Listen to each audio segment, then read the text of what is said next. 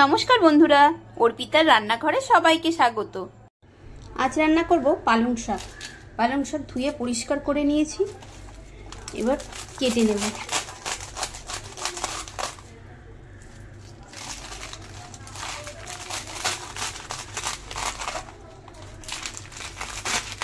সামান্য একটু বড় বড় করে পালং শাকগুলো কেটে নিলাম।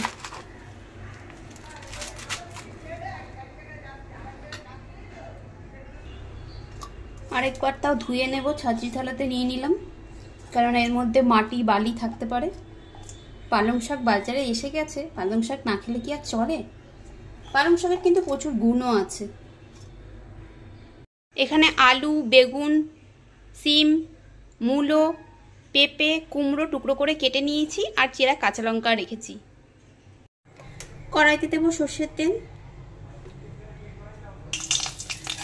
কয়েকটা বড়ি দিয়ে দিয়েছি, বড়িগুলো একটু ভেজে তুলে রাখবো। এবার বেগুনগুলোকে একটু দিয়ে ভেজে তুলে রাখবো।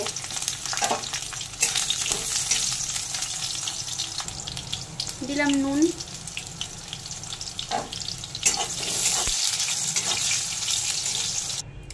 এবার ফোড়ন দিলাম দুটো শুকনো লঙ্কা, আর দেবো 5 ফোড়ন। এবারে দিয়ে দেবো সব সবজিগুলো।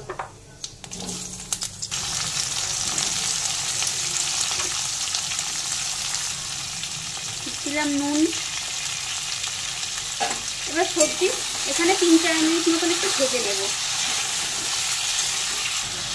এবার দিয়ে দেবো কিছুটা হলুদ গুঁড়ো আর একটু জিরের গুঁড়ো, আবার একটু নেড়ে মিশিয়ে নেব। এবারে দিয়ে দেব উপর থেকে ধুয়ে পরিষ্কার করে রাখা পালং শাক। এক্সট্রা কোনো জল ব্যবহার করব না, কারণ পালং শাক থেকে কিন্তু প্রচুর জল বেরোবে, আর সেই জলে সবজিগুলো সব সেদ্ধ হয়ে যাবে। এবার কিছুক্ষণ ঢাকা দিয়ে এভাবে রেখে দেব।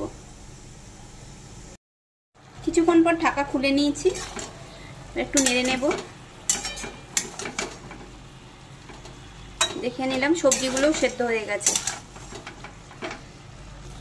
এবার দিয়ে দেব ভেজে রাখা বেগুন, বড়িগুলো সব, আর দেব কিছুটা চিনি। সামান্য একটু মিষ্টি মিষ্টি খেতে লাগবে, ভালো লাগবে চিনি দিলে। দিয়ে আবারও মিশিয়ে নেব। তৈরি হয়ে গেল সুস্বাদু পালং শাকের তরকারি। কেউ এটাকে চচ্চড়িও বলে। ভাত রুটি দুটো দিয়ে খেতে কিন্তু খুব ভালো লাগবে। আপনারা অবশ্যই বাড়িতে এভাবে বানিয়ে খেয়ে দেখতে পারেন, আশা করছি আপনাদের ভালো লাগবে। পালং শাকের তরকারি সার্ভ করে নিয়েছি। রেসিপি থেকে ভালো লাগলে লাইক, কমেন্ট, শেয়ার অবশ্যই করবেন, আর নতুন বন্ধু হলে বন্ধু হয়ে পাশে থাকার অনুরোধ রইল।